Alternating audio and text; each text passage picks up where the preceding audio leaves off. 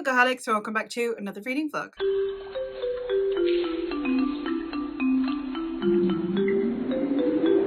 Today we're on to our second Mare vlog. For those of you who don't know, who didn't watch my previous vlog, my friend Mare is taking over my TBR. This is a series of vlogs that I've been doing where my friends have been taking over my TBR, and a couple of my friends selected a whole series as well as other books, so they got a couple of vlogs. I have so far done an Esme vlog, who Esme had 2 vlogs, Terry, Elise, Chris, and now we are on to Mare. Mare in the previous one selected a load of basically first books in series because she's evil for me to read, and now we have the full series vlog, and that is going to be the Gael song by Shauna Lawless. This one is a Irish inspired mythology / history combo. It is following the 10th century in which the Vikings invade Ireland, and Ireland still has its mythical and heroic beings still around in Ireland at this time. So we are combining Irish mythology with Irish history. Now, I have a lot of interest in Irish mythology. I already said I have Irish ancestry. I have very recent Irish ancestry. So I'm looking forward to seeing how I fare with these. It's not a history I know enough about. It's not my time period. It's not a time period I know as much about as I would like. The Dark Ages, or as is proper, the early medieval period, is not really my thing most of the time. Every now and then I'll read some Vikings, but ancient world and then late medieval onwards. It's just like a period there where for some reason I didn't quite get into it as much as I would like. So I'm hoping that this will then lead me to wanting to actually research the actual history that is mixed in with the fiction. So we'll see how I fare. The first book is The Children of Gods and Fighting Men. The second book is The Words of Kings and Prophets. And the third book is The Land of the Living and the Dead. I have heard that there is a protagonist, I believe, in here that I am potentially going to like. I don't know who she is or anything about her yet, but apparently there's a woman in here that I'm going to love. It's also been blurred by Lucy Holland, who is one of my favourite history mythology combo authors as well. So hopefully this is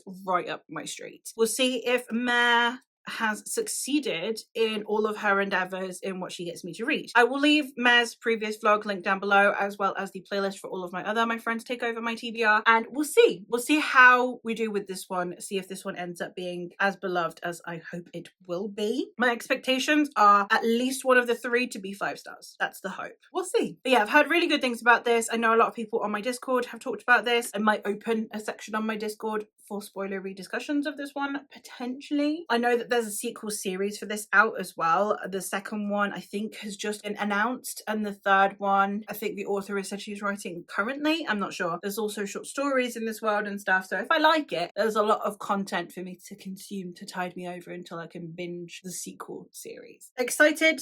I'm going to stop rambling now and I'm going to actually get to reading. Hey there, vlog. I know I look rough as nails. It's one of those things. But I thought I would check in because I have, in fact, read 112 pages of Children of Gods and Fighting Men. So I thought I'd let you know my thoughts so that I can then go on with it and actually continue reading, which is the plan for today. So far with this one, we have had where the Viking king of Dublin. So the Vikings had previously already taken over Ireland. I thought this was going to watch the takeover of Ireland. We already have had, so again, I don't know dates when it comes to Ireland. So we've got 981 AD. So the Vikings are already in Ireland at this point, and the Viking king of Dublin has just passed away. And we are now following Gormla, who is his wife, and she has sons. So she is very much wanting to put her sons on the throne. But this isn't like medieval England where you have the throne passing from father to son regardless. This is very much a show of strength. If you do not look like you can rule, you're not going to rule. If you're a child, if you are deemed weak, you are not going to rule. It doesn't matter who your daddy was. So she's very much wanting to put her son on the throne and keep him there. So she is Fomorian, who are these immortal gods, which means that she can do fire magic. And the Fomorians are hunted and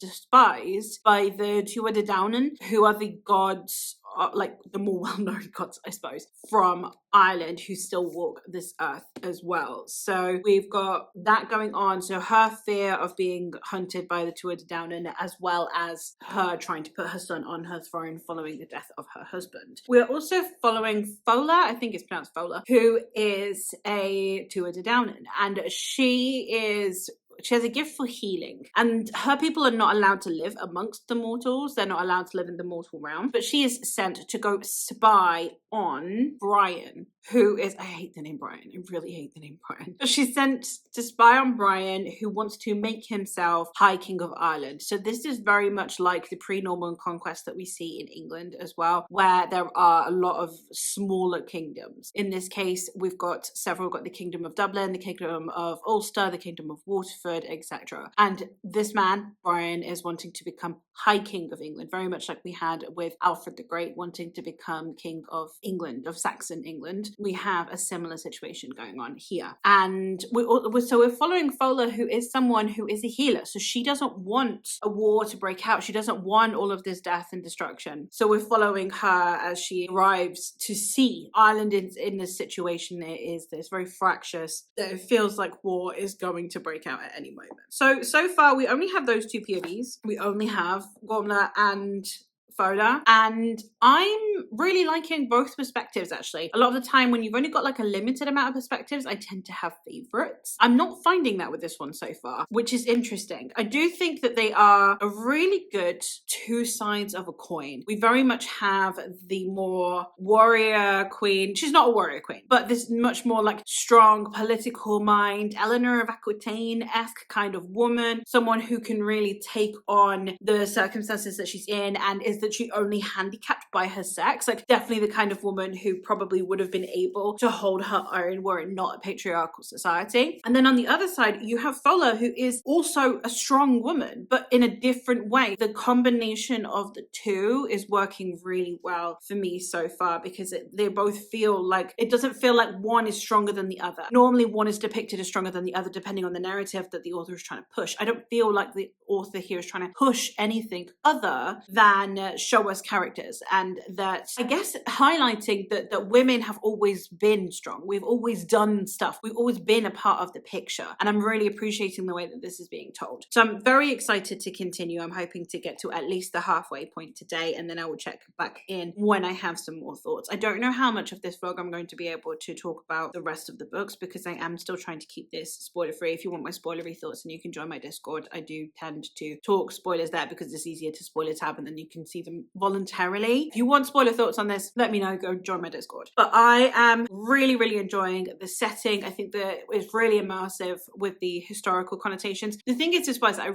what I really like is, by this point, obviously bear in mind that the Isles, I hate calling them the British Isles because they're not just British, they are also Irish. These Isles that we see, bear in mind that not all of England resembles each other at this point. You've got your Danes, you've got your Saxons, you've got your Angles, you've got your Celts, you've got your Picts in Scotland, you've got your Welsh in Wales. So even the British, the Isle of Britain, there are so many cultures in there. So obviously Ireland then has its own kingdoms that all have their own cultures, which include some of them having Viking culture and some of them having other cultures. And you have your Gaelic cultures, etc. So one of the things that I find really fascinating about this is where it differs and where it overlaps with my knowledge in history, which is sadly mostly relegated to England during this time period. This is not my time period. I think I already said this in the vlog. This is not my preferred time period. It's not a time period I read about very much. I'm not a Dark Ages girly, because Dark Ages, most of what you see is violence. It's mostly just war after war after war. Now, medieval period, you still get that, don't get me wrong, but in the medieval period, there's also a lot of like the way the political machinations start to work. We start to play the game of politics, the Game of Thrones, a little bit more once we get to the medieval period. In this one, it is a lot more just like kill or be killed, which is not my vibe. It's just not, I understand people who love battle tactics and the way that weaponry works, and also the way that infrastructure works. If you're into architecture, obviously when we're looking at this time period also incredibly fascinating. So it is one I can completely understand why people love this time period. I'm not saying that it's like you're a brute if you like this time period. It's just that the things that I'm interested in aren't really relevant here. They're relevant in the, ancient civilizations, and then during the Dark Ages we kind of skew away from that a little bit, and then we return to it in the medieval period. I know that Dark Ages is technically early medieval for any actual history nerds out there. I am trying to just go with distinctive and more commonly used phrasing. I'm really liking that I'm seeing the little bit of knowledge that I have, because obviously if you're a history nerd, you can't just wipe out a whole chunk of history and know nothing about it, because you need to know the progression of it. So for a time period that I know a little bit less about, but that I still have relative understanding of during the Dark Ages in England, it's really interesting to see what parallels I do and don't find, but also it's making me realize the lack of knowledge, where I don't have knowledge. Like, oh, is that something we had in England, or is this exclusive to Ireland? So the history nerd in me is having a really good time as well. It's actually making me want to maybe be a little bit more interested in this time period, which as I said, I'm really not. Sorry to all the Viking people out there, all of the fans of Viking stuff. It's just not really for me. But this is making me want to learn more. I've never had that before. I read Bernard Cornwell's, what they called the Saxon Tales, and it didn't really make me want to research a whole lot more of history. Like, I read it and then I watched a bit of the show. I didn't finish watching the show, but I watched a bit of that and I was like, yeah, okay, no, I'm here for it. I understand. But it never made me want to do any additional research. It wasn't like, oh, how would they build this kind of infrastructure? Or how would they farm those certain areas, which is something that I always do with the periods that I like. I like looking at like tiny microscopic details just to see how things functioned in a day-to-day life. And this is making me want to do that. Because of the way that it's described, but then also, like I said, because it's making me realize my lack of knowledge means that I don't know if that's something that we didn't have in England and was exclusively an Irish thing, or if it's something we had in England and I don't know about it because it's not been of interest to me. So I'm having a really good time with that as well. So I'm enjoying myself at the moment, which is exactly what I want from a book that has historical connotations. Now, granted, again, this is a fantasy, and the fantasy elements are so cool, because the thing is that what's fantastic about Irish mythology is that it is very, very much an oral history. It's not like the Greco-Roman mythologies. It's not like the Egyptian mythology.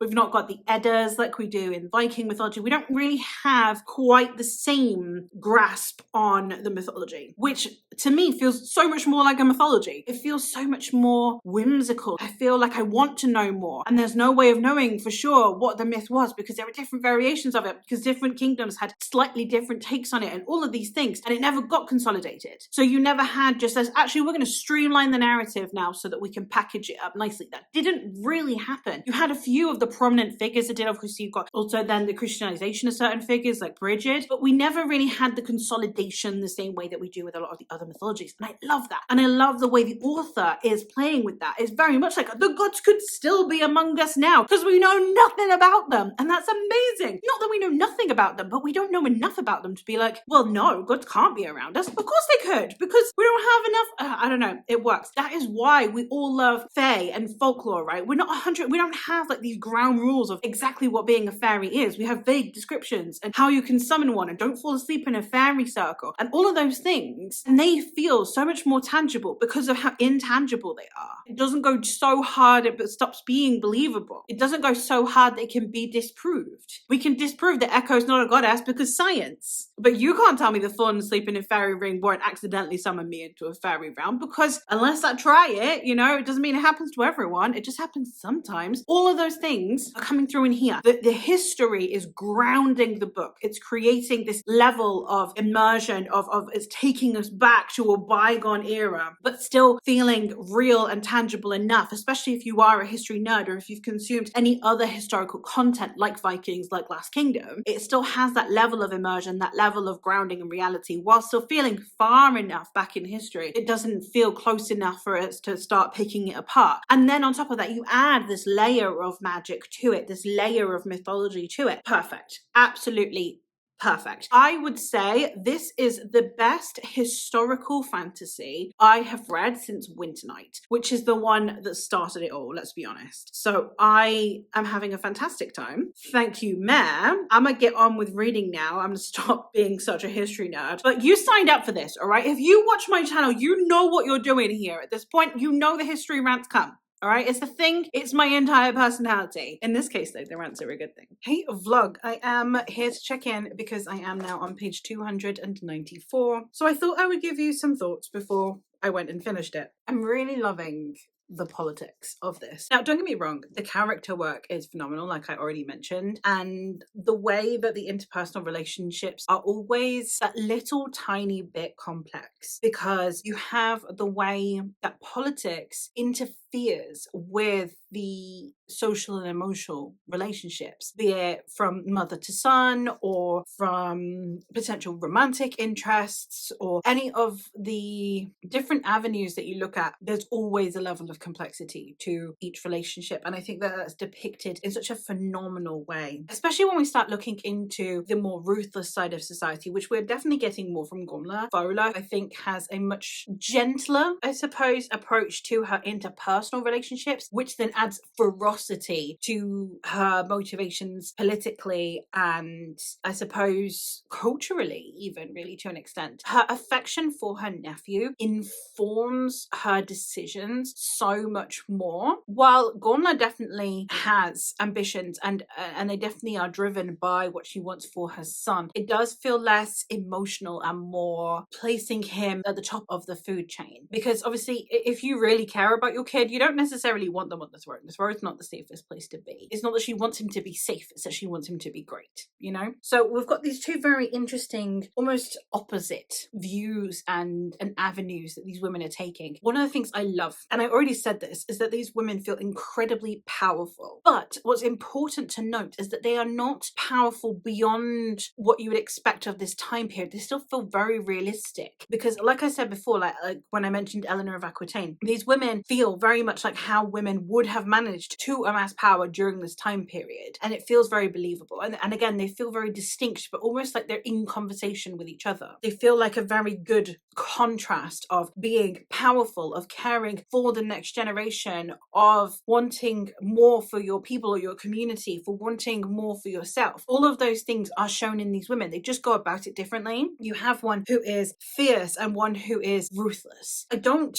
think that it's done in a way that is trying to pretend that one avenue is better than the other. People are a victim of circumstance. People are a victim of the environment and the society that they are in, those around them, etc. And people are just making the most of the situations that they are in. Obviously, personality does play a part in it, and it would be weird if it didn't, but a lot of it is also just having a conversation about what being a powerful woman in this time period would look like. So yeah, I really love both perspectives, and I am really looking forward to continuing. So yeah, I have just over 100 pages left, I think. 140 pages left. So I'm going to go sit and read, and I will get back to you when I have my final thoughts. Alright vlog, we're in a similar situation again where I've finished this book, I want to move on to the next book, but I needed to do an update first. So here we are, update so that I can move on. I have finished The Children of Gods and Fighting Men, and I've given this 5 stars. In recent years, a lot of first books in series haven't quite gotten that 5-star feel for me because it's a lot of introducing things. It's the same way as like very rarely is someone that you've only known for a few weeks suddenly going to become your best friend. She says that as though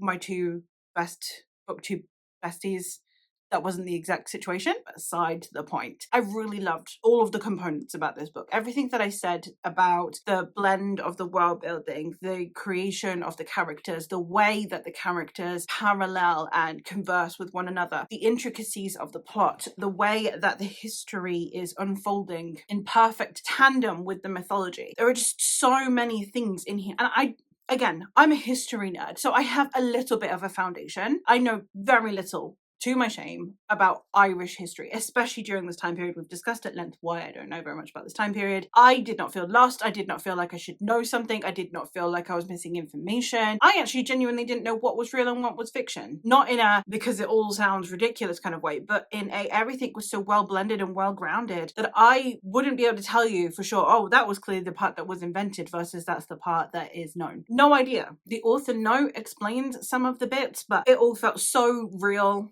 to me. Even the fantastical felt real to me.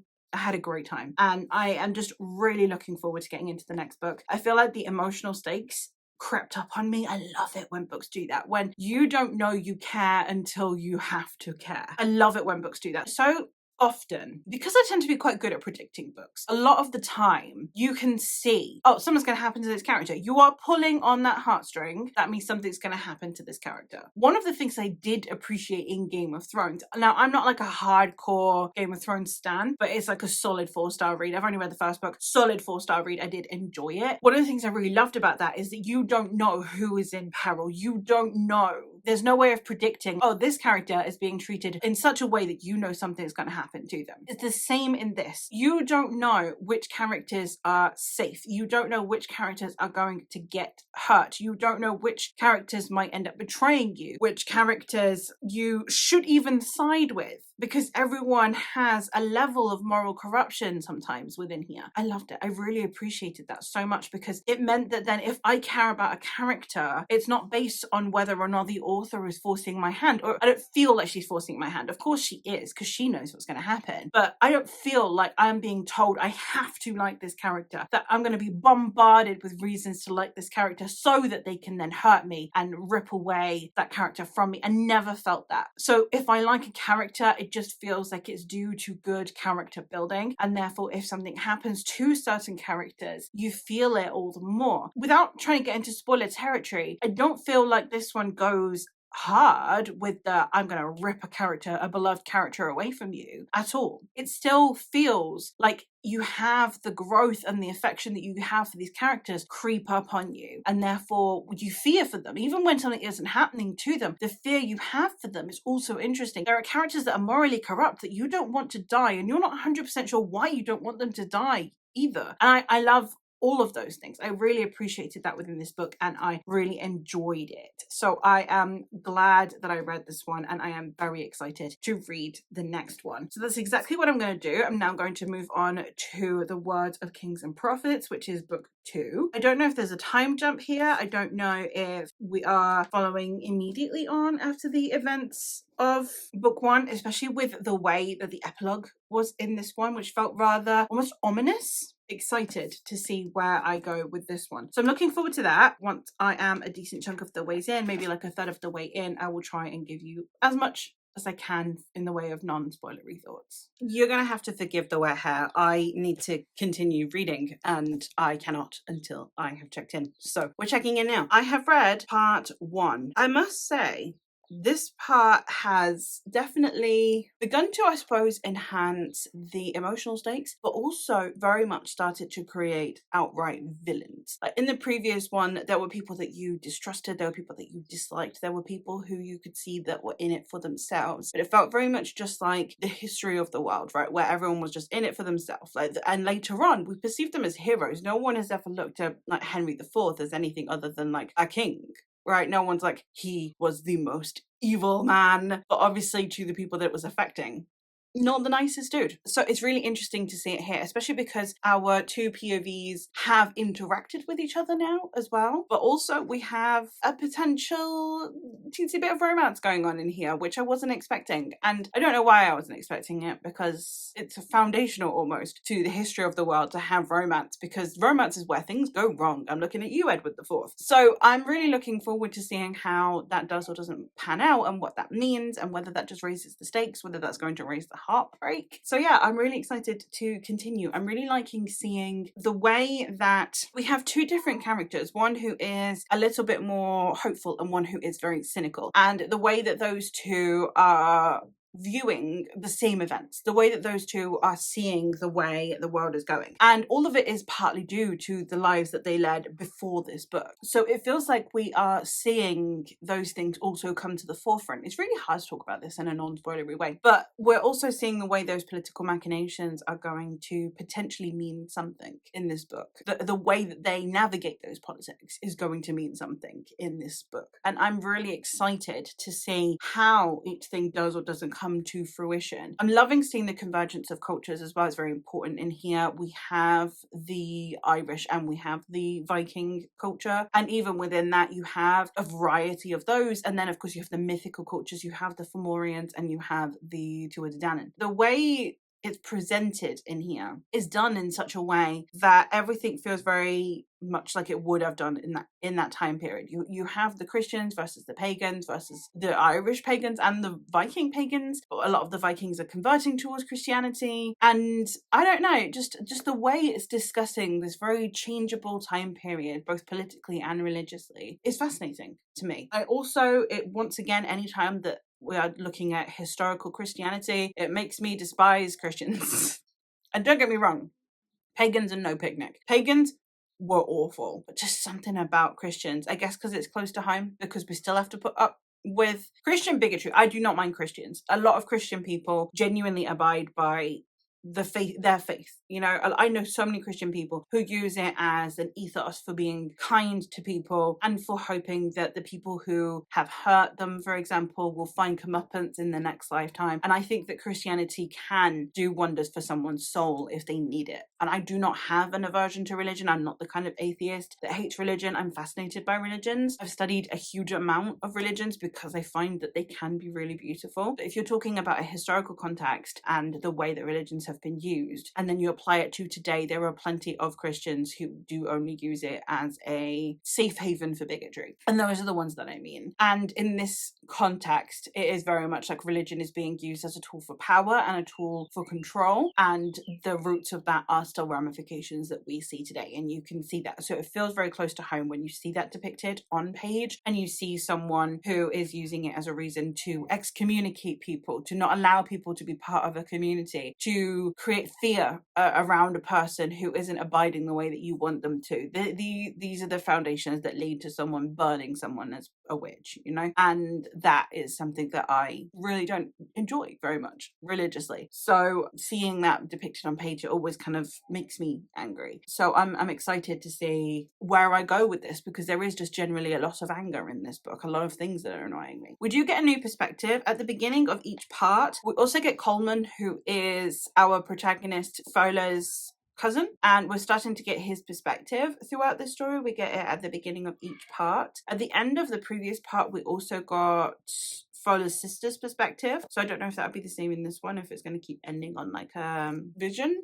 I suppose. But I am really excited to see what the next chapter brings. So I'm going to go do that now. I'm going to stop rambling and I'm going to go continue. And once because this book's in parts, it's so much easier for me to check in. So once I finish part 2, I will let you know my thoughts. Hey vlog, hopping in because I am now done with part 2 of The Words of Kings and Prophets. And we definitely, throughout this book, the emotional stakes are definitely what's amping up. Everyone is put in a position where there is someone they care about, they need to protect. Everyone needs to protect someone. And I really love those situations. I really love when you are amping up to that point. We definitely have got a lot more of the mythology going on in here, and the corruption in here is stellar. The way that we are seeing the depictions of corruption and abuse of power and the amount of twisty turny things that we have going on in here is just awesome. I really do love the way that this book is going about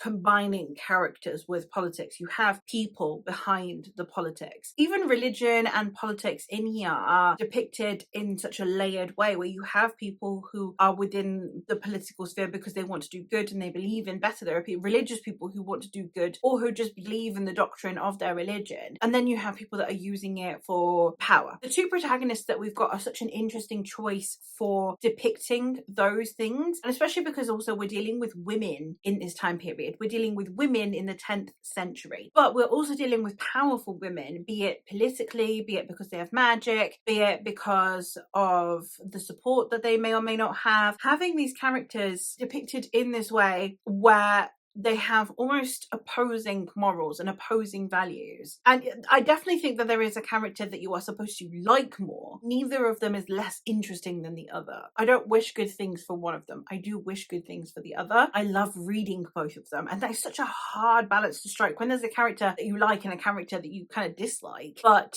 They are both characters that are interesting enough that you want to read both of them. Such a difficult balance, and I think that she did such a good job with that in this book. So I'm going to hopefully go read the last chunk. I am a little bit concerned about where this is going to go, and I am worried, I guess, a bit. We'll see what that means for where the third book is going to go, because I feel like that's going to really have to do a lot of setting up what is to come and how to create this conclusion. And that in turn, now that I know there's a sequel series, that conclusion can't conclude everything because we need something for the next series. So I am very excited to see what the third book's purpose is, and I think that we will get answers to at least what the third book is going to be addressing by the end of book 2. So I'm going to stop rambling and continue reading, and I'll let you know when I'm done with this one. The room's a mess. I'm a mess. I'm in the same hoodie that you keep seeing me in. This is like the 4th time in these updates you've seen me in this hoodie. Yes, I do keep getting changed, but then at the point where I know I'm not going to be doing anything for the rest of the day, I chuck this on because it's the comfiest one I own, and I'm not getting sweaty because it's fucking cold at the minute. So I'm at a point where, well, I can just keep re-wearing the same hoodie after I take my nice jumpers off when I've been out. It's a different day. It's actually Mare's birthday today. Happy birthday, Mare. I have finished the Words of Kings and Prophets. I loved this ending. I mean, I hated an element of it. Fucking hated an element of it. I really did. And the way that people are making decisions based on their emotions, but in a way that is to protect people, and that this is the sensible thing to do. I wish I want to be doing this thing, but I can't because these ramifications, and I have to choose between who I'm going to protect out of the people I care about. Oh my God! I loved it. I really did love it, and I can't wait to get to book 3. That's why I'm checking in now, so that I can still use what little daylight I have left to go and continue reading, because I'm having a wonderful time. I don't have a huge amount more to say on this, I suppose, aside from seeing the way that the corruption is working, and then seeing the way that those political machinations might begin to pan out, and the betrayals and the behind the scenes and who to trust, and that we sometimes have more information than the protagonists do, but sometimes the protagonists have more information than we do, and that combo that we've got going of intrigue is fantastic. I feel like the intrigue really upped in this last part, which is saying something because it's been very intriguing throughout the entire time, but the intrigue really did amp up in this last part, and I am really excited for book 3. And as I said in the previous update, it definitely is setting up so much for book 3 to have this layer of significance that I think is going to be really cool. So I'm very excited and hopeful that I will have a good time. Another 5-star. So far 5-star series. I will be shocked if the last book isn't a 5-star read. I don't know what, but at this point, with how much I care about these characters and how scared I am for these characters and how upset I am that certain characters are going to have to not be near each other, and oh my God, so many things, the emotional impact of that on me. I don't know what book 3 could do to not get 5 stars at this point. All it has to do is exist, I think. Historical fiction and fantasy, man, what a combo. I'm super excited to continue. So I know that this book deserves a longer wrap up than I'm giving it, but at this point, because I've just finished it, my thoughts are just so I'm gonna not do that. I will maybe reference back to the ending of this one while I'm reading book 3 anyway, so it won't be too much of a loss. But I just want to go read. I don't want to talk to you. I'm sorry. I want to go read and I want to continue, which is such a wonderful sensation. So I'm going to go do that, and I will check back in when I have more thoughts on the next book, when I can come and scream or cry a little bit more with you. Hey vlog, I'm checking in because I have made some progress in the land of the living and the dead. I was going to check in at the end of part 1, but I have been migraining, and therefore being in a lighter room kind of hurts. I'm feeling a little tiny bit better now, so I thought I would check in. I've basically just been reading all of the things that I've got ongoing to get to a point where, okay, no, I'm going to need to check in now. I have read parts 1 and 2, and I think I'm going to do the same with the next 2 parts because they're also quite short for parts 3 and 4, and then do a final check-in for part 5. So I am, again, as you would expect, I am still absolutely loving this book. The thing is, we had a time jump, and I was a bit worried that it would kind of create a little bit of a disconnect, because obviously we then have to see what these characters have been doing, but I still just felt equally connected to the characters, and I just wanted to know how they were, checking in on an old friend. And it just shows you how much character work has gone into these books, and these are definitely books where, I think I said it in the first one, where the care that you have for the characters actually creeps up on you. They are people that you feel like you get to know, and then you care for them. They're not people that you're forced forced to care for. And now that I care about so many of these people, I'm really worried about where this book is going to go. I definitely have favorite characters. Basically, Fola and Mercer are definitely my favorites. Also, Brocken, I absolutely love him. I'm really curious to see where Coleman is going to go with this one. So yeah, I've got like just a lot of things going on in this book when it comes to emotional attachment that are making me feel really invested in seeing where the story is going to go. We're also getting bits of history and a lot of mythology in this one. The mythology, well, not mythology because we're not actually getting the mythology, but we are getting more of the Fomorian and Tuatha De Danann coming to the forefront here. We're seeing the way that that is impacting Ireland. We're also seeing a bit of Viking history and the impact that's going to have on England, which obviously is not, it's relevant to this story and not, because obviously this one is based in Ireland. So it's been a really interesting take, I think, in terms of what we're seeing from the characters and the history. And I think the fact that there's so much going on, we've got the mythology, the history, plot all going on, and the fact that we still have room to care this much for characters is such a testament to Shauna Lawless's character building. The fact that I care so much given the amount of people, also just there's so much going on. It'd be so easy for us to be too busy with the plot to care about the characters, but that's just not the case. She just does such a good job of really making sure that we care about the characters along the way. And I love that. And I am so appreciative of everything that Shauna Lawless is throwing into this book. So yeah, had a wonderful time with the first two parts and basically only stopped because I couldn't update you and check in. So I read part 1 yesterday and then part 2 this morning, and I thought, no, I really do need to check in before I continue. I can't wait to get to the next series. I will wait until the third book is out. The second one is coming out this year, so I suspect that the third one will be out next year, and I will just cling on to that for dear life, I think, until it comes out. So I'm really looking forward to continuing the series. So hopefully I can do just that very soon. So for now, I'm going to continue reading now that I can, now that I've updated you. And as I said, I'll read parts 2 and 3. Obviously, the further into the story I go, the less I can talk about it. And it's more just the general, how well balanced it is and how engaged I'm feeling. And this is definitely going to be, I mean, unless it really, really fumbles the ending, which I highly doubt, this is going to be my second complete 5-star series this year. And the fact that I don't think I had a complete 5-star series all of last year, and maybe also the latter half of 2023, the fact I've had 2 consecutively, it's like, I'm back, baby, and I'm very excited about that. So yeah, hopefully this does everything that I'm expecting it to. I'm hoping that it's going to shred my heart to pieces in the best way possible. Hey vlog, yes, I am in the same pajamas because I stayed in pajamas all of yesterday, but I am here to check in because it is the following morning and I have finished 3rd and 4th parts of The Land of the Living and the Dead. So I thought I would check in with some thoughts, especially because this is the part. Again, there's so little that I can talk about, but we have had some characters that have been separated for a while being reunited. We have had characters who have had to reinvent themselves. We have had characters who have begun plotting again. I think one of the things that is interesting is the reasons that we have for why peace has held as long as it has, because obviously we've had the time jump, right? We've had the time jump from the end of book 2 into book 3. The time jump that we are talking about is actually quite a large one for peace in this time period. Bear in mind that during this time period, wars were breaking out yearly, not necessarily on like a entire country scale. In this case, it's not all of Ireland consistently going to war, but there will be tribes or clans or groups or smaller kingdoms that will be fighting either within themselves, brothers, for example, who want to inherit a throne, or amongst other neighboring clans, or like border disputes that become like a conflict.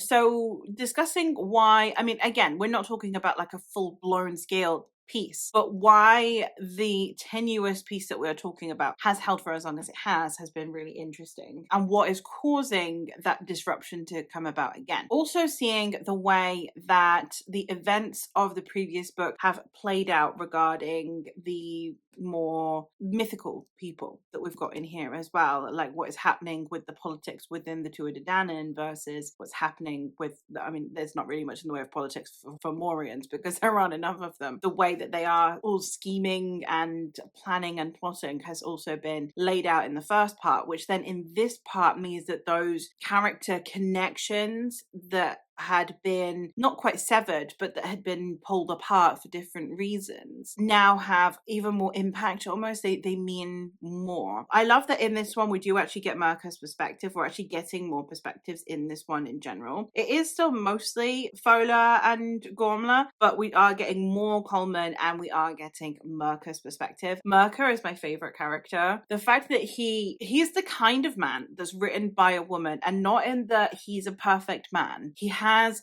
the qualities that all women want in a man, which is one, that he treats her with respect and basically as an equal, and two, that he listens. Like, the bar is low, people. But you know how everyone loves Darcy because Darcy gets called out by Elizabeth. Like, not because Darcy's a perfect person, but because he gets called out by Elizabeth, and that makes him reflect on himself. It's like, no one's actually ever said this shit to me before. No one has ever said to me, do you know what, Darcy, you're being a twat. No one has said this to me. Now I need to reflect on my behavior and see if I can improve it because she's right. And not because he wants to bed her, but because she's the first person whose opinion he's cared about that has actually said something negative about him, instead of being like, oh, Darcy, I love you. It helps him look within himself. Mirka's kind of the same. The first encounter that we have of Mirka is him doing something that is rather infuriating, very much like Darcy. He is someone that you're like, wow, you are being an ass right now. And you see the way that he listens and improves, and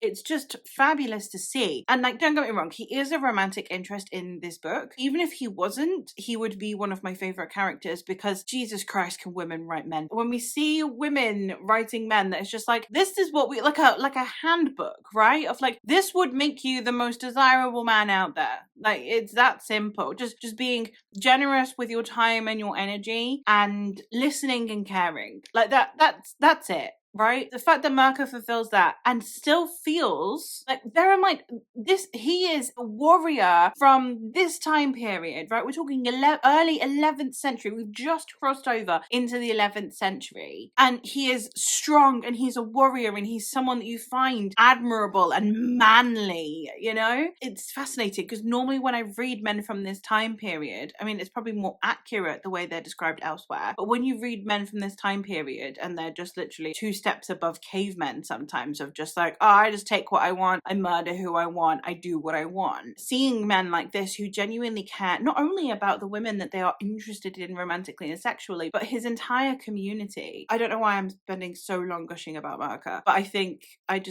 needed to get that off my chest. Anyway, so now I'm scared for his life, because why would Shauna Lawless make me like this man so much if she was going to do nice things to him, you know? So I am worried. I won't be able to let you know what my thoughts on that are. So I have about just under halfway to go. Part 5 this is all part 5. So clearly shit's gonna hit the fan here. I haven't talked about Gormla actually. Gormla, the thing is I love Gormla as a character. I mean, I fucking hate her, but I love her as a character. She's so well written. She is, if Cersei were written by a woman, right? Like, she is this scheming and plotting, and she wants everything for herself and for her kids. That's it. Her kids are her life, but at the end of the day, she also very much wants everything for herself as well. I really appreciate the way that she's written. You understand her, I think, is the thing. In the society that she's in, and the way that she's been treated, and the way that she's been raised, and this world that she is in, you completely understand her. Because she has more power and more sense and more guts than any of the men around her. And yet she is the one that is having to do it in the shadows because of her sex. And I love the way that Shauna Lawless depicts that, because Gormla is not behaving any different to most men of this time period, what you would see from most men of this time period, except that she's having to do it twice as well with 0% of the credit for it, right? Apart from being like sent off to be someone's wife. And I just fucking love the way that Shauna Lawless has written her. So while she's an odious character that you want to throttle several times over sometimes, I love her at the same time. And the fact that Shauna Lawless is able to do that, to create that level of, she is a horrible, odious person that I absolutely am desperate to continue reading, and that you can kind of empathize with, and you understand, and you see where it's coming from. So you don't really wish her as ill as you should. You don't wish her death. You just kind of want her to see. But at the same time, to see what? Because in this time period, it doesn't matter. And it's just fabulous. I love it. I love it so much. But yeah, getting Mirka's perspective has been like such a highlight for me. I love Fola. Like, she's the character that captured my heart from the get-go. And then Coleman's been a fascinating addition. Like, he was fascinating in the second book as an addition, so then getting him more in this one has been great in terms of the way we see the politics, especially amongst the two of Danann. But then on top of that, we are getting, I guess, a wider array of what we're seeing as well, which is fantastic. You know, it's not confined to two perspectives, because it shows that the plot is expanding outwards. And then, yeah, obviously Gormlett, as I said, is freaking brilliant to read, even though she's not a great person. She's a fantastic character, you know? As you can see, still having a brilliant time with this one. Looking forward to continuing. I'm gonna have to put it down for today, which is devastating, because I'm going to be filming a different vlog that you guys won't be seeing for ages, and it's like a day-long thing. But after that, maybe tonight, if I finish the because I'm trying to read like a whole book, so if I finish that book and I've still got time, then I will come back to this one and hopefully finish it, or at least get near done finishing it by tomorrow. So tomorrow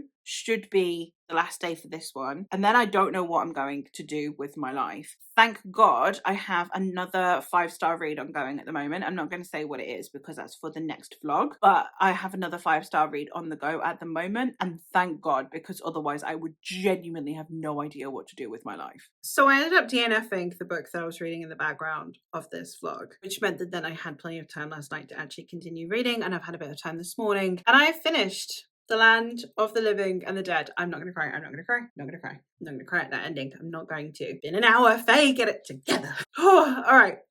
I love this series. I know I'm going to, at some point, have to figure out what is my favourite series of the year, and it will almost certainly be between Rook and Rose and Ghoul-Song, and I will have read my favourite series of the year by March. Regardless of which of the two it is, my favourite series will have been finished by March. I have the rest of the year, I have all 9 months that remain of this year now to just not have a favourite book, because it will be one of these two. It will be either Labyrinth's Heart or The Land of the Living and the Dead. Like, those are my options, and I know that already. Do you have any idea how frustrating it is to know that you have like a whole year worth of reading and nothing you are going to read can possibly compete with the two books, with the two series that you've concluded? I am furious. I'm furious. Oh my God, I love this so much. At this point, I don't know how many coherent thoughts can come out of me, especially because it's the ending of a series. I can't wait. I can't wait for the next series. I looked up the synopsis for the next series after I finished this one, mostly for hope, for solace, for comfort. I needed to know what the next series was about. I need it. I need the next series so soon. Oh my God, I have to wait until I can't not binge. Right, the way I binged this series, I can't not binge the sequel series. I can't do that to myself. I can't make myself start the series and then wait. I can't do that. But oh my God, I kind of wish I was that kind of person. I had such a good time with this series. Some of my favourite characters I have read in a long time. Again, in the two series that I'm raving about. Like, just, how did they come at the same time?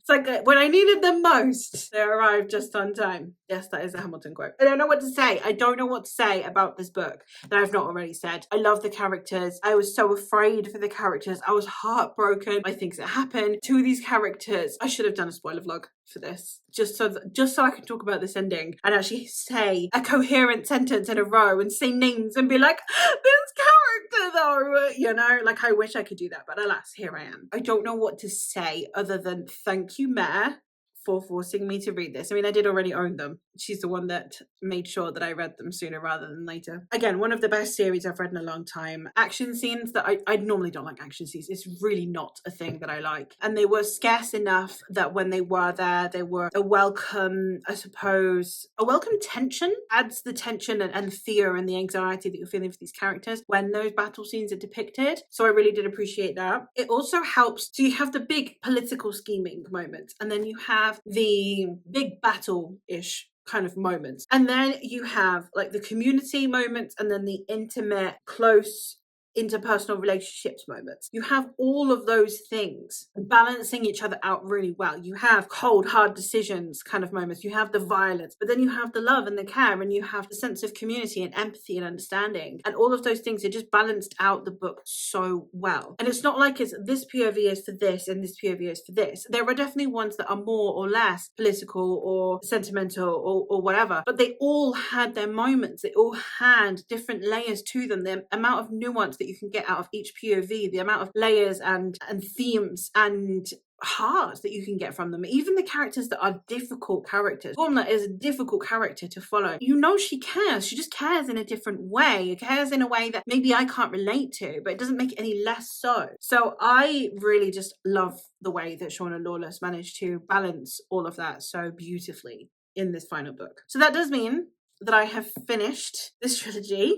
Thank God, I have the novellas. I have all 3 novellas on ebook. I will probably be getting the physical one when it does come out in paperback, like as a bind up. I think that that's supposed to be coming out next year in a paperback bind up because I need the physical copy of it. I'm so glad I have more things to read in this world because I would be so sad if that was just everything that I had left. I might like eke those out over time whenever I'm feeling like I need to come back here. I say that as though I won't just immediately go and read them as soon as I've got a little bit of space to read. Not gonna lie, I really did love this series. I think it's one of the best series I've read in such a long time, and I would highly recommend that you check it out. I mean, I'm like the last person to get to this series at this point. You don't need to hear it from me. It lives up to the hype. I was so hesitant about it because it ticked so many boxes. I was like, I'm setting it up for failure. I'm setting it up to not be able to be as good as I want it to be, because there's no way a book can be this good based on what my expectations were, because it's mythology, it's history, it's fantasy, it's so many things that I wanted all in one. There was no way it could live up to those expectations, and it did, and it surpassed them, and I loved it, and I am so glad that I've read this series. Let me know if you've read this series and your thoughts on it. Let me know if, based on my liking of this series, if you have any other recommendations. I've read Lucy Holland. That's the closest I can think of that comes to this, and she writes standalones, so it's slightly different in scope. Any other recommendations based on my liking of this? I would love to know. I would love to hear what your thoughts are. I am gonna open a section on my Discord for talking spoilers if anyone's interested in that, because I know it's quite a popular one over on my Discord, so if anyone wants to chat about it, then you can join us over on Discord. So thank you ever so much for watching